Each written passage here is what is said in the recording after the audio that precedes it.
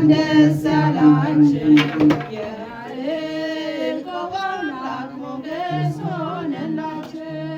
ይህን ላደረገ ሃሌሉያ በሉ። እግዚአብሔር ታማኝ ነው ሁልጊዜ በቃሉ። የእግዚአብሔር ልጆች እንኳን ደስ ያላችሁ የያዕቆብ አምላክ ሞገስ ሆነላችሁ።